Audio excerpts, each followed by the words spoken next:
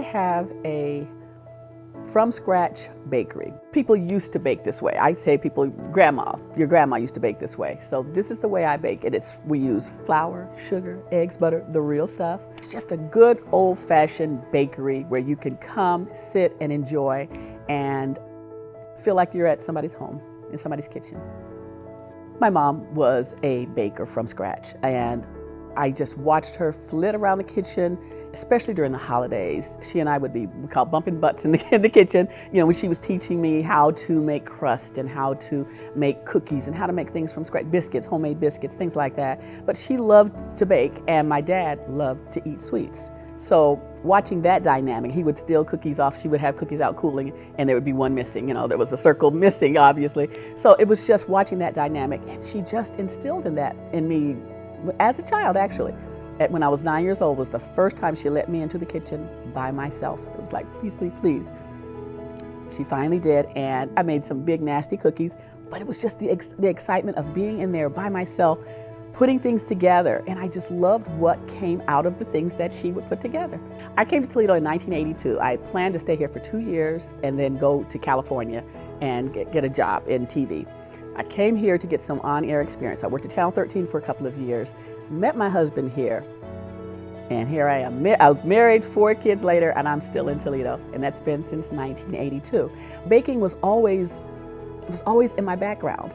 It was always there. I would bake for the kids' schools, for their fundraisers. I baked for my church when there was a funeral involved. So baking was always there, and people used to say, "This is good. You need to have a business." It's like, no, you need to sell this stuff. No, it's just a hobby. I thought it was kind of just a hobby, but I started realizing this is more than a hobby. It is actually a gift.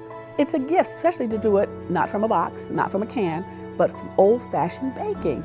It was a gift that very few people are doing anymore. So I've been baking all along as my background, but I've also done a bunch of other kinds of jobs. I've taught. I was a full-time mom, so that I was able to go to all the games. I was able to go to all the PTA conferences and all that kind of thing. But baking was always kind of a side gig.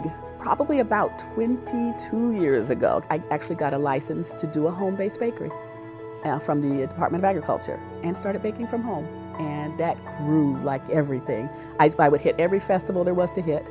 I hooked up with the Food Truck Association. They let me into the Food Truck Association, and I didn't even have a food truck, but I had a table and a tent, and they let me sell wherever they would sell because I wasn't a threat to anybody. No one else was doing baked goods. So that's how my business started to grow without me even really realizing it. It just started to grow, and I outgrew my home after a while. It was 2019 was when I moved downtown to the downtown bakery. So stayed there for a couple of years until COVID hit. And it was doing well because there was a built-in clientele in the bank. I think there was 700 people that worked in the bank. So it was a nice built-in clientele. It was a great starter location for me. And it was wonderful. It was so cute. It was adorable. And people were starting to learn more about me, the downtown people now.